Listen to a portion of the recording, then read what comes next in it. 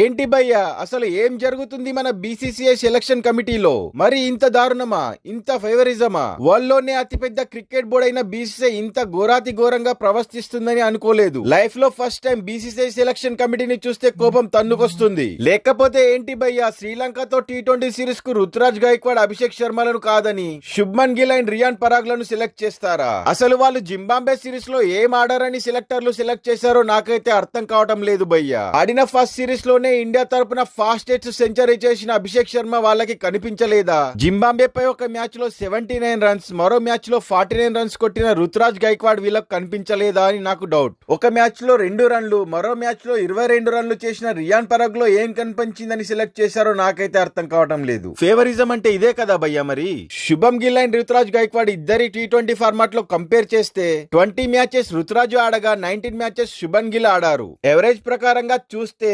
39.56 తో రుతురాజ్, 29.7 తో శుభం గిల్ ఉన్నారు. స్ట్రైక్ రేట్ విషయానికి వస్తే 143.5 తో రుతురాజ్, 138.5 తో శుభం గిల్ ఉన్నారు.